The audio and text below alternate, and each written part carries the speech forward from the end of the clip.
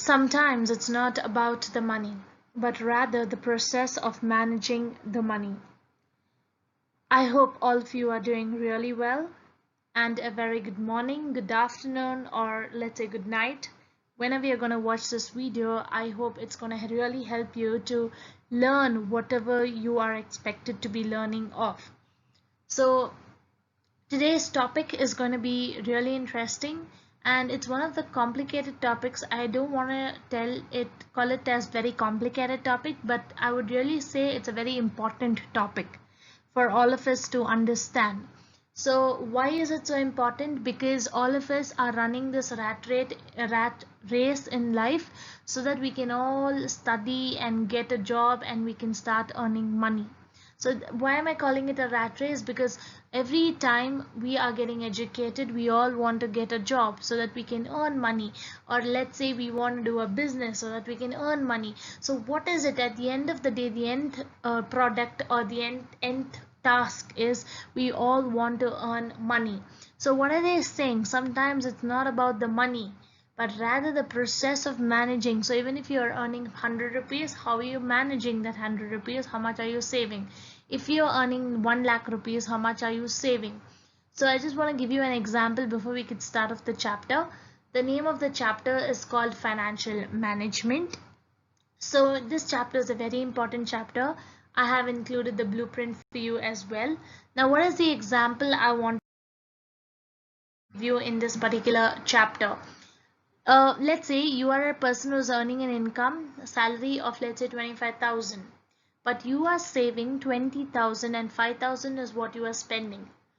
Let's say there is your brother who's earning 1 lakh rupee every single month, but he's spending, let's say, 98,000 and saving 2,000, and even at the end of the month he complains that he doesn't have money. So what is it? How exactly? See, it's not about how much you're earning, it's how you are saving or how you're utilizing this particular money. So that is what we are going to learn in this chapter called financial management. And it's the main reason is we all know how to save money, or we at least learn through our failures how to save money.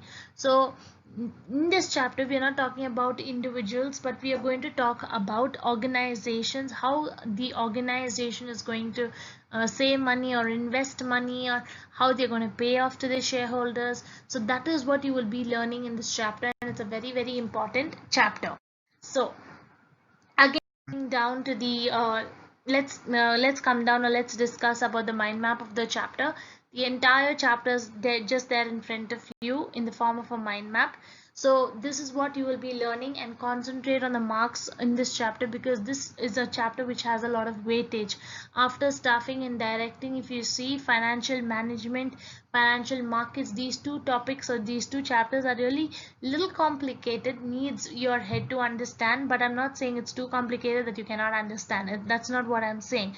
But this chapter is very important. When you say scoring wise, it's important. So I just thought, let me make a proper mind map for you so that you will know what is coming where, and it's easy for you to study. So depending on the mind map you learn the chapter, it's pretty easy for you.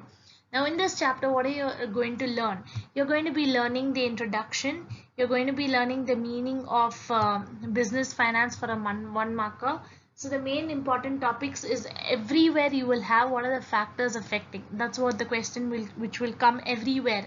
So now you're not understand. Now let's discuss in detail. Now see here you have what's the meaning of financial management and the importance of financial management for a 4 marker. Then financial management objectives come for a 2 marker. Now this is, from here is where it is very, very important, and you need to concentrate a little. So please understand how the chapter is getting divided. Now financial decisions is divided into 3 categories. That's why I've put it's very important. It's divided into investment decision, it's divided into financial decision, and third one, it's divided into dividend decision. Each of these have 4 markers, that is factors. Now again I'll tell you, financial decision is divided into 3 categories: investment decision, financing decision, and dividend decision. Now if you see, investment decision is divided into 2, that is long term, okay, and it is divided into short term. Again I will repeat, investment decision is divided into long term, investments and short-term investments. What is long-term investment? How investment is nothing but in what all you're investing your money. So this one, in long term, in what you are investing, your capital, that's what you're investing in. Short term is nothing but your working capital, your small things what you want to buy. So what is it in these two, which has factors? This is what has factors. Long term has factors, short term doesn't have factor. So here I put it in detail.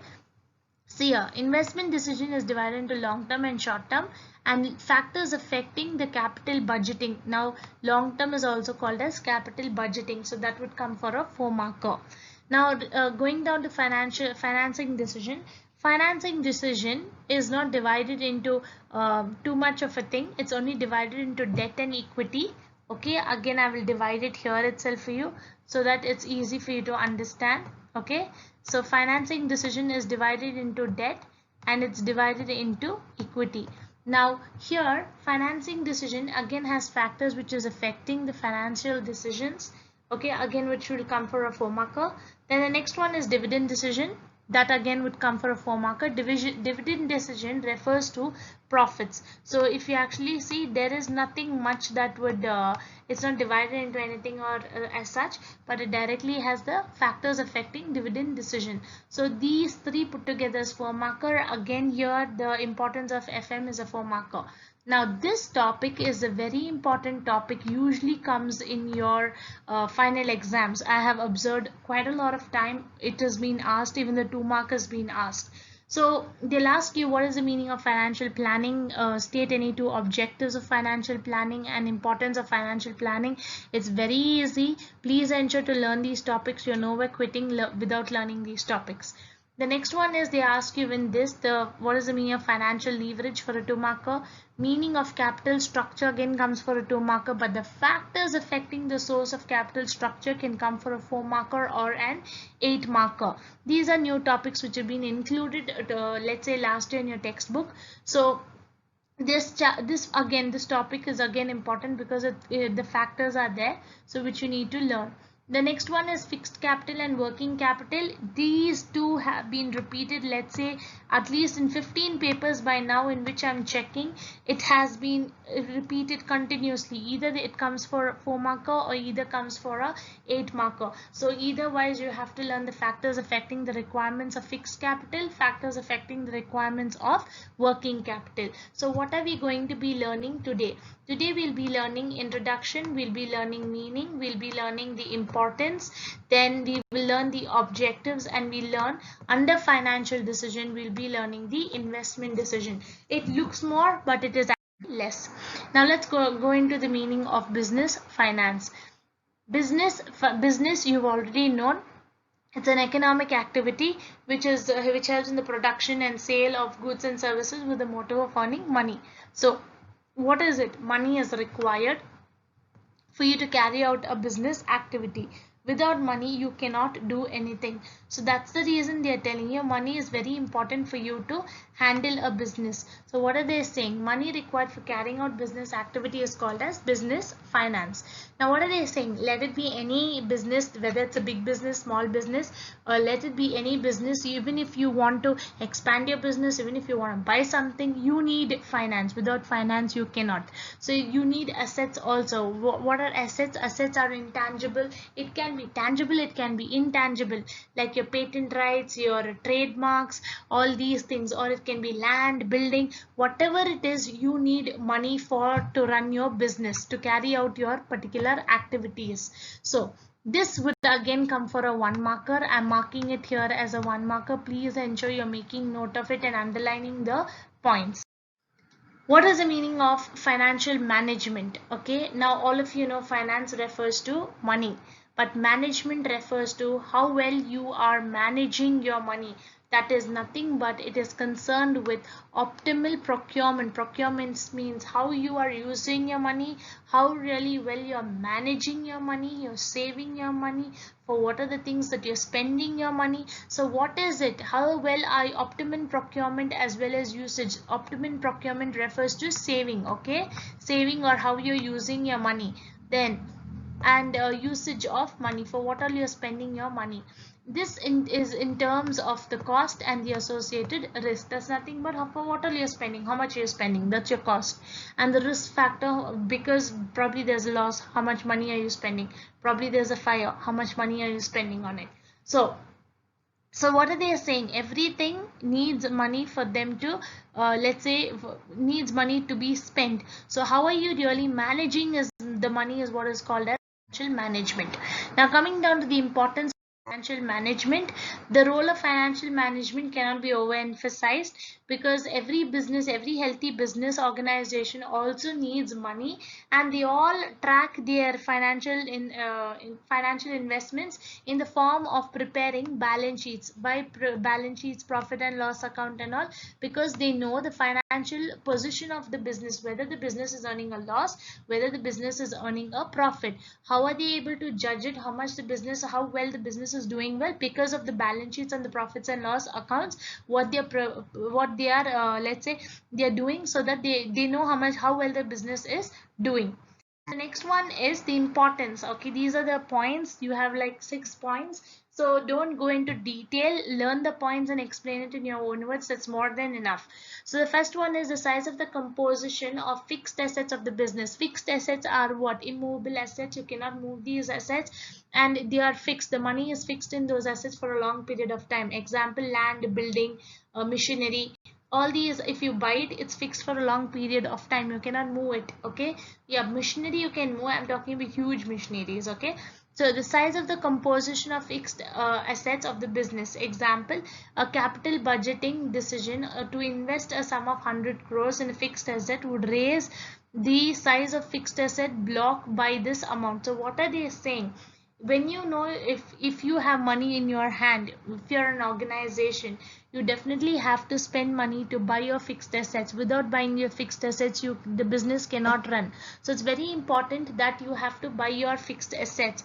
So what are they saying? When you are investing your capital in the starting of the business, you need to analyze for what purposes money has to be spent. Example, you know you need to spend money for your fixed assets, you know you need to spend enough money for your current assets, you know you need to spend money for like long term purpose and for short term purpose. For all that, you would take money and keep it aside. So the important keywords is fixed assets in the first point. Second one is current assets. Current assets is something which we can get liquid very soon. That's nothing but money which is required for day-to-day expenses. That's nothing but your working capital. So what are they saying? Let's say example, you have 5 lakhs of capital invested in a business. You are running, let's say you're running a small firm.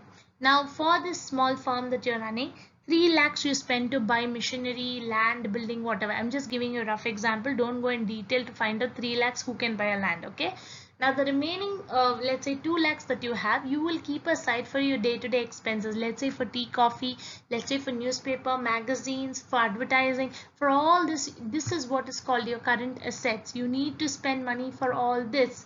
Okay, so you need to know how you're going to manage your. So if you're talking about financial management, first your capital needs to be divided properly into long term and short term. That's nothing but fixed and current. Okay, current in the other words is called as working capital also. That's what you need to know.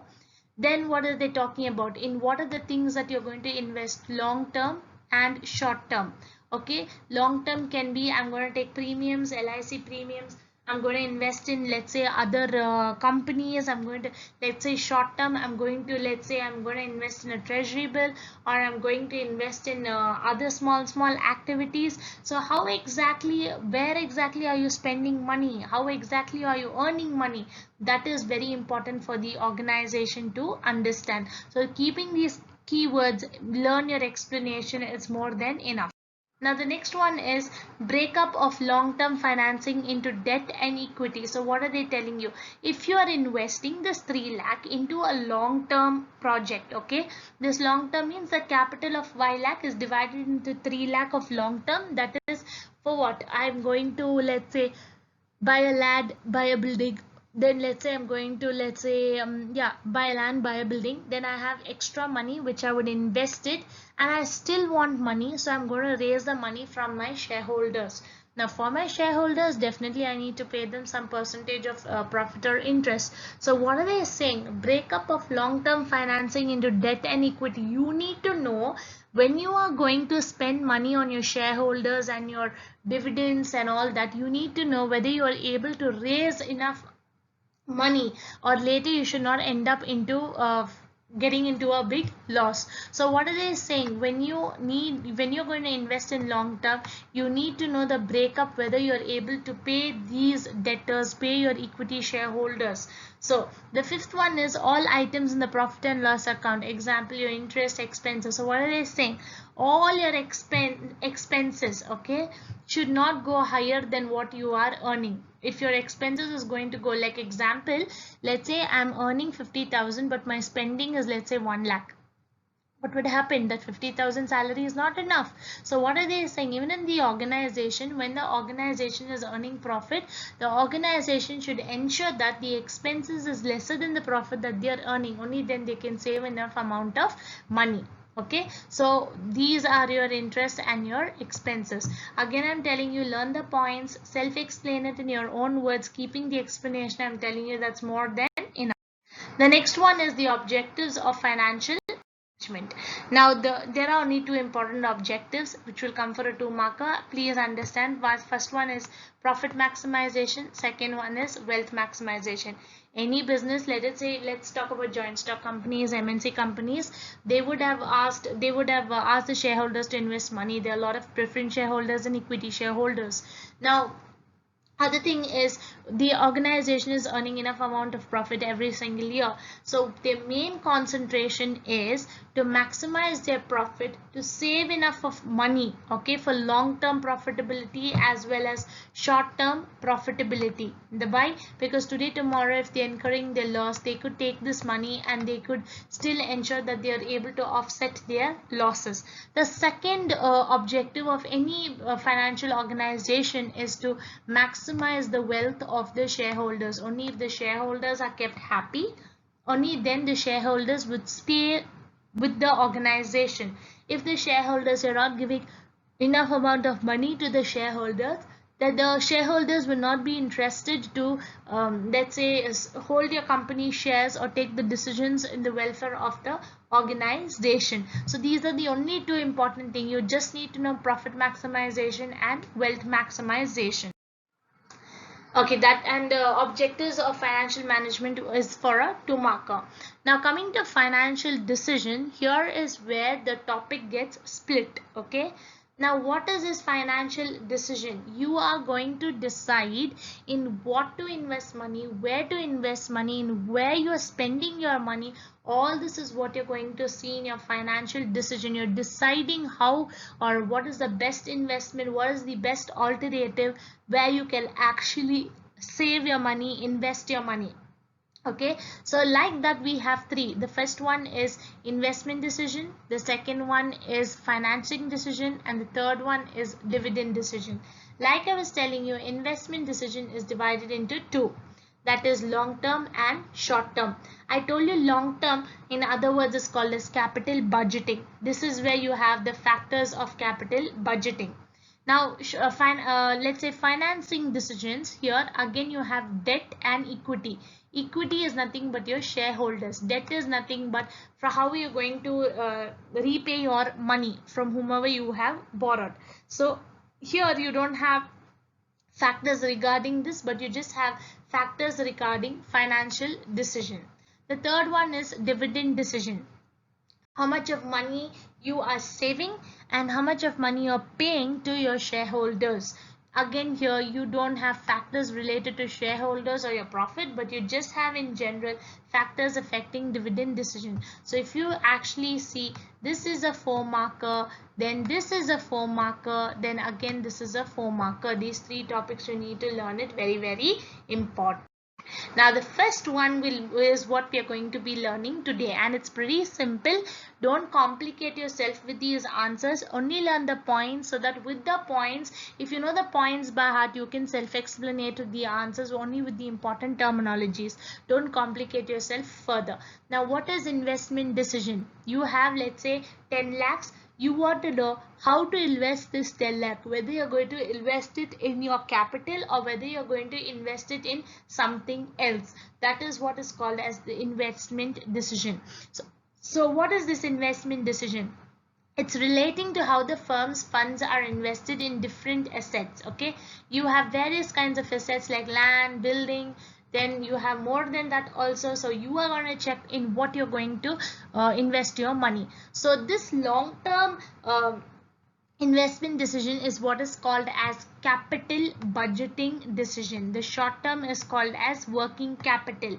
Okay, the long term is called as capital budgeting. Now what is this capital budgeting? The money that is required to invest in long term assets. Okay, example, you want to buy a new machine, you want to replace an existing machine, you want to buy a land, you want to buy a building. All these are long term investments, which is also called as capital budgeting. See, please understand, all these terminologies are one and the same. You just have only two things: either it's fixed assets, current assets, long term, short term. Capital budgeting, working capital, all these are the same terminologies. So you don't have to get confused in reality, because all simple things. Now what are the factors affecting the investment decisions, okay, or the capital budgeting? Please understand, this comes under what topic? Long term. Again, I'm reminding, this comes under what topic? This comes under long term. Okay, doesn't come under short term, it comes under long term. I'm writing it here for you so that you will understand. It comes under investment decision. So there are three important factors which is affecting the investment decision. The first one is the cash flow of the project, the rate of return, the investment criteria involved. So what are they saying? What are they saying? They are saying, when you want to invest your money, you're going to invest it either into long term or either you're going to invest it in short term. So before you're going to invest it into long term and short term investment decision, you need to know how much of money your organization is earning every single year. That is nothing but the cash flow of the project. Okay, so let's say, along with my expenses and along with my income for the entire organization, the project is, let's say, 1 crore. So I have to check this 1 crore, am I earning it every single year as my profit, or is it that this year I'm earning 1 crore, next year I'm earning just half a crore, or next year I'm going to make 2 crore. So what is it? I need to know what is my cash flow of the project. Only then I can invest it in the right plan. Otherwise I would fail to invest it in the right plan. The second one is the rate of return. What is this rate of return? Definitely I would have taken money from so many other people where I have to return the money. And one more thing is, look at the formula for the rate of return. This would again come for a 1 marker. It refers to current market or sale value minus the initial cost into 100 divided by the initial cost. Nothing but, what is the rate of return? Rate of return is nothing but, if you want to manufacture a candle, okay, the raw material spent to buy one candle is, let's say, 5 rupees. Okay, but the sales value of that candle is 10 rupees. So what is the rate of return? You're making a profit of extra 5 rupees on your cost price, okay, or on your selling price. So what are they saying? That is the rate of return. You need to know. Now in the organization, you'll not be selling candles. I'm just giving you an example, but in the organization you'll have a lot of services and consultancy and software and hardware organizations that you'll be working in. So what are they saying? You need to identify from which type of departments and projects are you going to earn money. How are you going to earn this money? You need to understand. The third one is investment criteria involved. Now with this money, now you have decided, you know how are you going to earn this money, how every single year how much of profit you're making. Second thing is, you know through what sources you're making your profit, whether it's through your land that you're given for rent, how much profit you what is the rate of return that you're earning, whether it's 1 crore, 2 crore, 3 crore, you know the proper figure. Then the third one is the investment criteria involved. In what do you want to invest? whether you want to invest in a land, in what exactly do you want to invest. You need to know your criteria. Just like that, you cannot go ahead and invest your money. So these are the three factors which is affecting the capital budgeting decision. I'm sure even without showing you notes on the PPT, the explanation is very simple in terms of just these words. Cash flow of the project, how much money is the organization earning, okay, every single year. The rate of return on what is being sent, okay, that is what is being, whatever you are selling, the selling price minus the cost price, what is the profit that you are earning. Okay, now you can earn money through various other forms. You need to know through what all things you're earning money. The third one is the investment criteria involved. Now how much money are you going to save, in what are the things that you're going to invest in, so that later you will be able to reap the benefit. That is what is called as your capital budgeting decision. Again, I'll repeat, this comes under investment decision. It comes under long term, not short. Now the same explanation here is here so that it's easy for you to understand. So see here, I have already underlined, when a company takes an investment decision involving huge amount, it expects to generate some cash flow over a period of time. That means what? You need to know how much money you're going to get over a period of time. Just like that, you can, that means what? Your cash receipts and your payments, that means how much you are selling and what are you going to receive. Okay, you need to know, otherwise you would not know what is the correct amount of profit the organization is earning or your business is earning. Second one, rate of return. Depending on, you see, the rate of return can be calculated depending on every project. In your organization you will have the marketing department, sales department, you will have so many other departments. Every department has returns which you are receiving. So the returns are going to be not just from one department, from several departments. So that is the reason you need to calculate what is going to be the rate of return from different projects. Here you have the word called projects here. So you need to understand your expected returns is going, you may expect the marketing department to make 2 crore profit, but suddenly marketing department will make even 5 crore profit. So what is it? You are just estimating, but your estimating may not always be correct. So you need to know what is your rate of returns through different departments or projects. The last one is the investment criteria involved. What is this investment criteria? You need to calculate how much money you're going to include, where you're going to invest this money. If I'm investing, what is the interest rate? What is the percentage of profit I'm going to earn? Is there any problem? All this is what you need to keep checking in your investment criteria that is involved. I hope it was very easy for you. See, again, I'm telling you, this chapter is not very complicated.